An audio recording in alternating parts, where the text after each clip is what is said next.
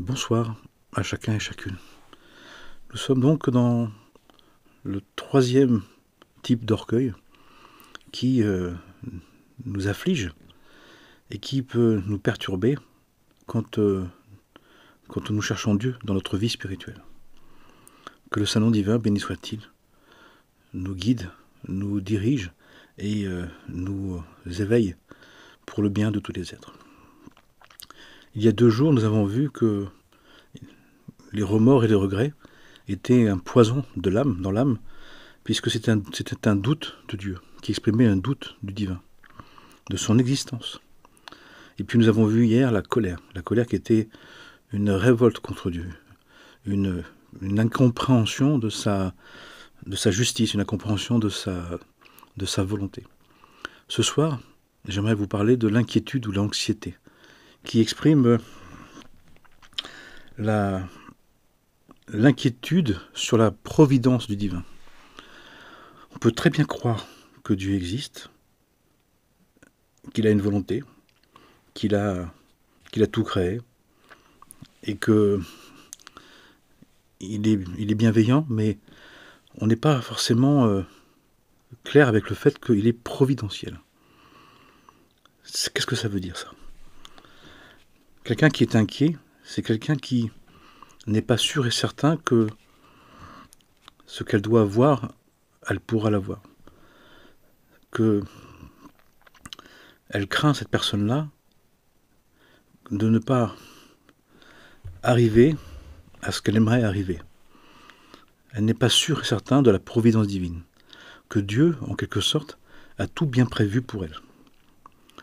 Alors que les enseignements nous disent que notre âme divine, quand elle vient, elle a prévu tout ce dont elle aura besoin, de physique, de matériel, d'affectif, de sensuel, de sexuel, de financier, de relationnel, d'argent, de moyens, de relations, de circonstances, pour réussir. Mais pour réussir le projet divin que nous portons. Pas pour réussir le projet personnel que nous voulons. Petite différence, qui est une énorme différence. Nous venons dans l'incarnation, à l'école de la Terre, dans ce monde, avec tous les moyens nécessaires pour réussir, incarner et accomplir le projet divin que nous sommes. Mais si nous avons un autre projet, si nous ne connaissons pas notre projet, si nous en doutons, si nous n'y croyons pas, si nous voulons faire comme on veut, tout ce qui nous sera nécessaire devra être trouvé, devra être recherché, devra être réuni en notre nom, par nous-mêmes. À partir de là, dans cette considération des choses, dans ce fonctionnement, la personne va entrer dans des formes d'inquiétude, d'angoisse, de crainte, de préoccupation, avec ce qui en découle de l'anxiété, de l'agitation, du doute, du malaise, parfois des obsessions, parfois du pessimisme, parfois du tourment, du tracas. Parce qu'à partir du moment où on veut une vie, on veut des choses, on veut comme on veut, les moyens que l'on dispose ne sont pas forcément prévus pour ça, attitrés pour notre je veux, sans considérer, en ayant oublié, en ayant négligé la volonté divine. Donc encore une fois, je redis d'une autre manière. Quelqu'un qui est inquiet et anxieux est quelqu'un qui s'inquiète pour des moyens, des capacités, des qualités, des opportunités qui ne sont pas le projet spirituel pour lequel elle est venue. Qui fait que, sans se rendre compte, et encore une fois, c'est pas accusatoire, c'est explicatif, sans bien nous en rendre compte, nous avons pris des projets, nous avons décidé, nous voulons des choses qui nous rendent anxieux, inquiets, préoccupés, tracassés, parce que tout simplement, ce n'est pas le projet divin que nous sommes. Parce que le projet divin que nous sommes en train de le faire. Nous sommes en train de le réaliser. Il est en train de s'accomplir. Avec plus ou moins de conscience, d'inconscience, d'ignorance de notre personnalité, oui. Mais pour autant, il s'accomplit. Bien évidemment, d'accomplir le projet divin en pleine conscience, ou de manière inconsciente, involontaire, ou en le repoussant, fait qu'on peut très bien vivre ce que notre âme divine est venue accomplir. Alors même qu'on le vit mal, alors même qu'on le vit comme quelque chose d'une catastrophe, qui nous inquiète, qui nous angoisse, comme quelque chose qui est un échec, comme quelque chose qui n'est pas normal. Mais il faut savoir que ce que Dieu prévoit pour l'âme divine se réalise, avec ou peu ou pas l'accord de notre personnalité. Notre personnalité, ce n'est pas elle qui décide, qui permet ou peu ou pas la réussite de notre âme divine. Notre âme divine, le projet qu'elle a, accordé par Dieu, proposé par Dieu, accordé par Dieu, attesté par Dieu, se réalise. Et pour celui-là, ce projet essentiel, ontologique, ce projet de l'âme, ce projet vital, il se réalise. Alors l'inquiétude, elle vient d'un autre projet, d'une projection personnelle, d'une projection superficielle, accessoire, supplémentaire, complémentaire, qu'on a ajoutée par notre idée des choses, nos conceptions des choses, notre projection. Et plus je suis dans l'inquiétude, plus je suis dans l'anxiété, plus je suis dans une version de moi qui n'est pas la principale, qui n'est pas l'essentiel. Ce qui fait aussi que cette version ajoutée, cette version personnalisée, mais qui a oublié qu'elle est un être divin, qu'il y a un projet divin pour elle, fait que la personne va forcément s'inquiéter plus pour sa personnalité que pour son âme. Alors que nous sommes venus pour nous inquiéter pour notre âme. La seule inquiétude juste, c'est est-ce que je vais réussir vraiment, pleinement, le projet de mon âme. Et on pourrait se demander, mais est-ce que nous basons notre réussite sur l'accomplissement le plus abouti, le plus complet, le plus réalisé de notre âme? Non de l'essentiel. Est-ce que nous sommes venus pour sauver notre âme, pour la sauver de l'oubli, pour qu'elle puisse se rappeler et s'accomplir? Ou alors, est-ce que nous sommes venus pour vivre une vie dont on n'a pas forcément les moyens au départ, qu'on peut même chercher, qu'on peut vouloir, mais qui forcément, comme c'est incertain, comme c'est illusoire, comme c'est passager, comme c'est éphémère, comme c'est superficiel, eh bien, ça engendre une inquiétude, ça engendre une anxiété. Dit autrement, ça engendre le doute sur la providence de Dieu à notre égard. Bien évidemment, puisque le divin nous dit, mais j'ai mis ma vie entre tes mains, j'ai mis ton projet, mon projet spirituel pour toi, en toi, avec les moyens de le réussir. Choisis ce projet, et tu recevras les bénédictions, les moyens de l'accomplir. Mais ton libre arbitre, notre libre arbitre, nous donne le moyen, temporairement, qui peut durer longtemps, mais qui ne durera pas indéfiniment, peut nous faire choisir une vie que Dieu nous laisse vivre parce que nous le voulons. Mais il ne nous donne pas les moyens de la réussite. Il nous donne les moyens de nous laisser le temps de comprendre que ce n'est pas le vrai chemin, ce n'est pas le juste chemin, le bon chemin. D'un point de vue général, global, nous sommes venus pour sanctifier notre âme, pour lui apprendre à se diviniser par l'amour du prochain et l'amour de Dieu, de sa création et de l'humanité. Si de tous les autres projets que nous avons, d'être reconnus, d'être appréciés, d'être glorifiés, de se réaliser personnellement, de s'accomplir personnellement, de faire du moi, même du beau moi, Hein. Le divin n'y participe pas. Sauf si c'était prévu, sauf si pour notre âme, c'était prévu une certaine réussite. Mais à ce moment-là, nous avons les moyens. Et la vie nous les amène, la vie nous amène des possibilités, des solutions. Je me souviens un acteur qui disait, quelqu'un qui est devenu acteur, qui disait, moi j'ai jamais rien demandé. J'étais avec mes potes à un café et à un restaurant et un réalisateur est venu et m'a dit, c'est vous que je veux pour comme rôle principal. Il dit, mais moi je suis pas acteur, ça m'intéresse pas. Vous m'ennuyez, c'est le samedi soir, je suis avec mes potes. Il dit, ouais d'accord, mais tenez ma carte. Et rappelez-moi après le week-end. Il le rappelle et il dit, je vous confirme, c'est bien vous. Et le gars il dit, mais moi j'ai rien demandé. Et à cette même table, il y avait des potes à lui qui étaient acteurs et des copines à lui qui étaient actrices et qui galéraient, qui avaient voulu et qui n'avaient pas la même opportunité. Ça paraît pas cool, ça paraît pas juste, mais ça, il faut savoir que l'inquiétude et le souci, l'anxiété que nous avons, expriment que au fond de nous se dit, tu n'as pas la providence avec toi, tu n'es pas sur ton chemin principal. Retourne sur ton chemin principal.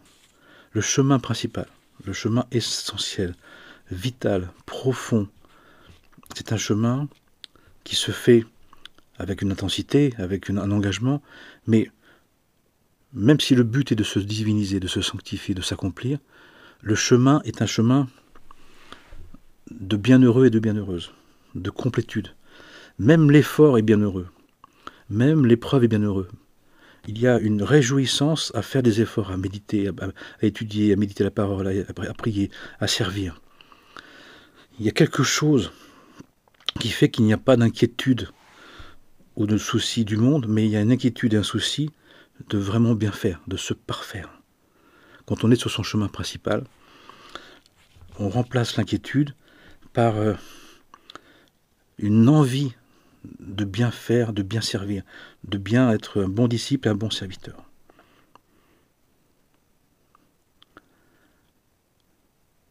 Parce que c'est un chemin de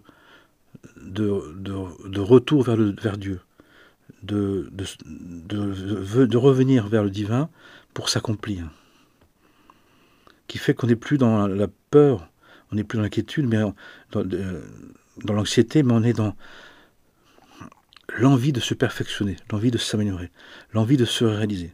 Et le chemin est lui-même un chemin de béatitude progressive, qui demande des efforts, qui demande un engagement, qui demande un travail. Mais quand on fait un travail qu'on aime, quand on se sent à sa place, quand on est reconnaissant de la providence, parce que nous avons l'essentiel pour le faire, il y a une réjouissance, il y a une paix, il y a une béatitude, il y a un contentement, un rassasiement, qui fait que nous avons l'essentiel pour accomplir ce que la providence divine nous permet d'accomplir, ce que la providence divine a prévu pour nous aider et à réussir notre projet spirituel. Et sur ce chemin providentiel, sur ce chemin de l'essentiel, ce que je n'ai pas, j'en ai pas besoin. Je ne cherche pas à avoir plus que ce que j'ai. Je fais avec ce que j'ai, avec ce que je suis, là où je suis, tel que je suis. C'est-à-dire, je reconnais que la providence divine a tout prévu et que ce que je dois avoir, et si je dois avoir en plus, ou en autre, autrement, différemment, je vais l'avoir. C'est sûr et certain. Je n'ai pas de doute, il n'y a pas de doute sur tous les moyens dont j'aurai besoin, dont j'ai besoin de disposer pour réussir cette complétude, cet accomplissement spirituel. Mais ça veut dire que mon projet est essentiel, c'est-à-dire le projet vital, le projet absolu, c'est de vouloir sauver mon âme, accomplir mon âme, nous accomplir spirituellement parlant. Et si nous souhaitons nous accomplir spirituellement, c'est pourquoi nous sommes venus, si nous sommes d'accord que tout ce qui se passe c'est providentiel et nous conduit vers notre réussite spirituelle, pas personnel, pas égotique, pas selon nos critères, mais selon les critères du divin, tout converge. Tout converge. Et étonnamment, c'est beaucoup plus d'aide, de soutien, de facilité que les forces d'ego, de possession, de jouissance, de puissance.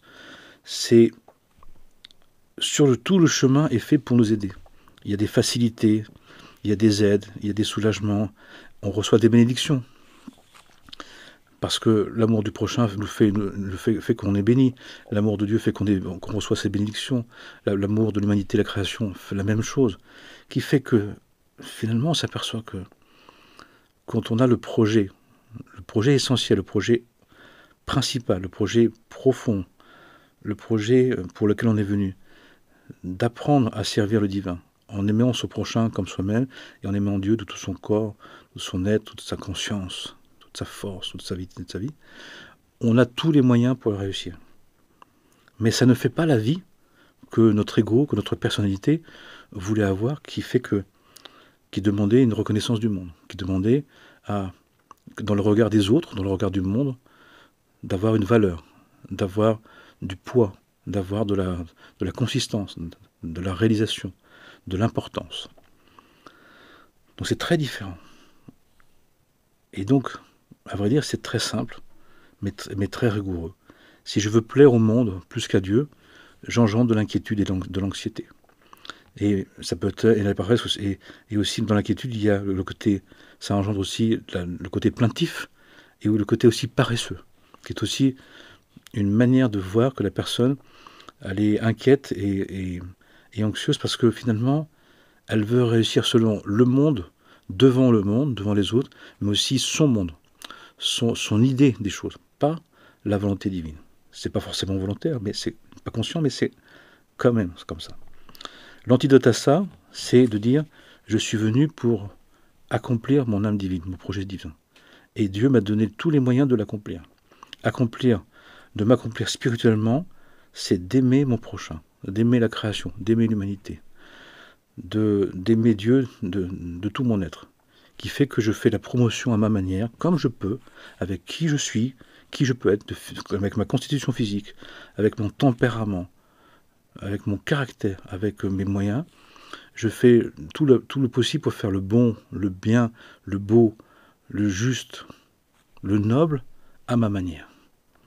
Qui est une manière, qui est la manière juste de dire qu'on veut servir le divin. Quand on sert le divin, ça nous donne l'impulsion, le désir, la volonté de faire la promotion du bien, du bon, du beau, du juste, du doux, du sacré, dans tous les aspects, avec nous-mêmes, dans la relation à Dieu, dans la relation à nous-mêmes, dans la relation à l'autre, dans la relation à la création et dans la relation à l'humanité. Qui fait que, à partir de là, nous sommes toujours dans les bonnes conditions pour réussir le projet divin qui est notre véritable projet.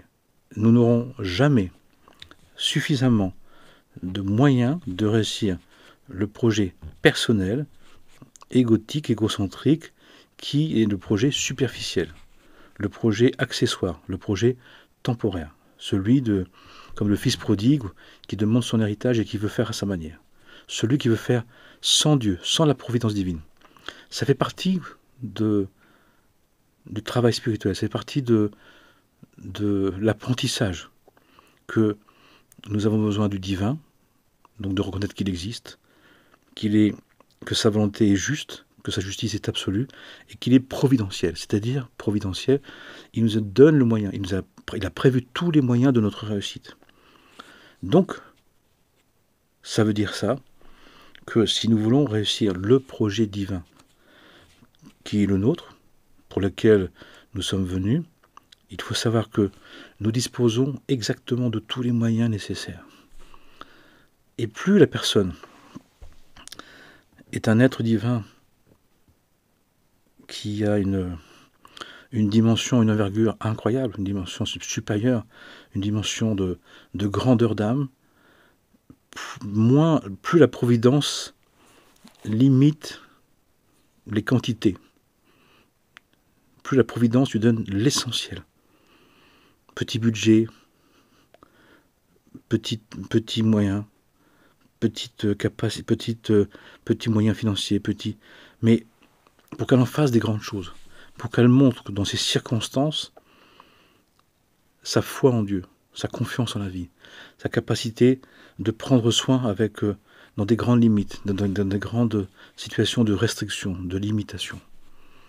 C'est-à-dire que plus l'âme veut montrer que le divin est bienveillant et aimant et providentiel, plus l'âme veut l'exprimer dans des situations très réduites, très restreintes, très, très simples.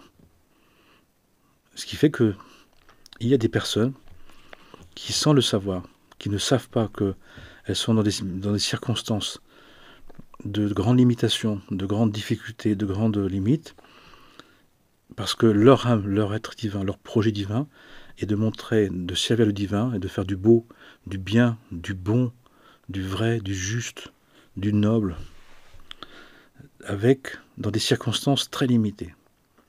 Et j'ai pu voir que dans certaines circonstances, que des personnes qui étaient très simples, très pauvres, qui vivaient très très juste, étaient capables, même là, de partager le peu qu'ils avaient. Et j'ai vu des personnes qui étaient très très riches, qui vraiment étaient d'une richesse que je n'ai pas, que je n'envie pas. Mais ils étaient incapables de partager. Ou quand ils partageaient, c'était conditionnel. C'était pas bon. Je dis pas que tous sont comme ça, mais ce qui paraissait plus facile ne l'était pas, parce qu'ils avaient les moyens de partager un petit peu. Ils ne le faisaient pas vraiment, facilement. Et quelqu'un qui avait très très peu était capable de partager, de vraiment partager. Ça montre à quel point que la providence, c'est de nous donner les moyens d'être à cœur, de développer une grandeur d'âme, d'être aimant, d'être compatissant, d'être bénissant. Ce qui fait que si on est dans l'idée d'une réalisation spirituelle, si on est dans cette considération des choses, si on veut avoir une réussite spirituelle, nous avons tous les moyens de le faire, même si apparemment nous avons des petits moyens. Même si nous avons peu d'énergie, peu d'argent, dans un petit lieu, on peut faire les choses. Ça n'empêche en rien du tout. Sauf si on joue autre chose. Et si on joue autre chose, le besoin de reconnaissance, le besoin de vanité, de prétention, d'orgueil, de vaingloire, on n'aura jamais assez. Les personnes qui sont dans ce fonctionnement-là, dans ce trip-là, ils n'ont jamais le temps. Ils n'ont jamais assez de temps, jamais assez d'argent, jamais assez de compréhension, jamais assez de disponibilité, jamais assez de moyens, jamais assez d'occasion. C'est pas le bon moment, c'est pas le bon endroit, c'est pas le bon lieu. Il y a toujours une plainte. Derrière la plaintive ou le plaintif, il y a quelqu'un qui est inquiet et anxieux, c'est-à-dire quelqu'un qui veut travailler sans la providence divine. Quelqu'un qui prétend, sans bien se rendre compte, c'est même pas forcément volontaire, de faire sans la providence divine, sans reconnaître la providence divine. Parce que la providence divine, elle nous donne exactement ce dont on a besoin pour que notre âme, dans les conditions qu'elle a besoin, réalise l'expression de sa confiance en Dieu, de sa conscience de son existence, de sa volonté, qui fait que la personne, même en étant dans des situations, dans des circonstances très justes, est capable de bénir, de compatir, de prendre soin de manière incroyable, de partager, d'offrir. Je l'ai vu, qu'est-ce que c'est beau. Donc, très important de se défaire de cette inquiétude et des anxiétés qui amène à la plainte, à la paresse, qui est l'expression que je veux une vie du monde, que je veux une vie qui brille, qui flambe, qui impressionne, je veux que le monde me reconnaisse. Je veux impressionner, je veux briller. Mais briller, c'est pas rayonner. Flamber ou impressionner, c'est pas aimer. C'est rien à voir. Et alors que quelqu'un qui est dans l'inquiétude de sauver son âme, de réaliser son âme divine, son projet divin, c'est que le divin lui donne en venant, on vient avec tous les moyens providentiels pour réussir.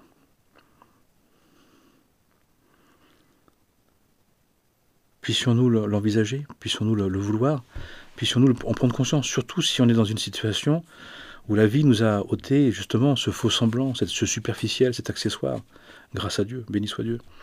Mais nous avons pu prendre des habitudes, nous pouvons peut-être regretter, avoir une nostalgie, ou être inquiet et anxieux, mais de faire le bien, de prendre soin, de faire le bon, le bien, le beau, le vrai, le juste, l'amour du prochain et l'amour de Dieu ne demande pas grand-chose de matière, de moyens.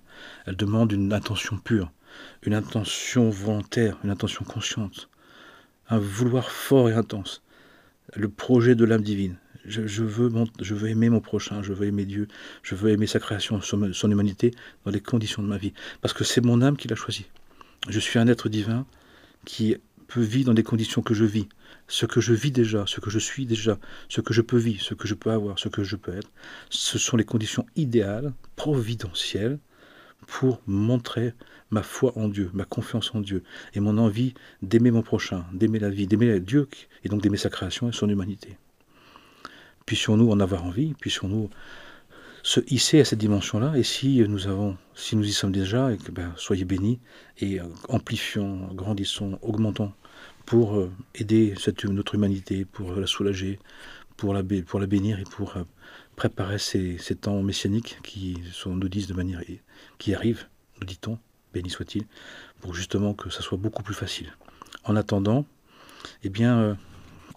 sachons, je le redis encore une dernière fois, que notre âme divine est venue avec tout ce dont elle a besoin, de matériel, de psychique, de psychologique, d'affectif, de financier, pour réussir le projet divin qu'elle est.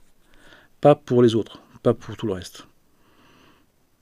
Amen et Amana, que le Saint-Nom divin nous bénisse, nous soulage, nous guérisse et nous éveille à l'assoiffement de l'âme, à l'appétence de l'âme, au désir absolu de réaliser notre projet divin, de faire que notre âme divine se réveille, s'éveille et s'accomplisse avec la discipline du serviteur, avec la discipline du serviteur et avec le service du fidèle, du fidèle serviteur, du fidèle disciple. Amen et Amen.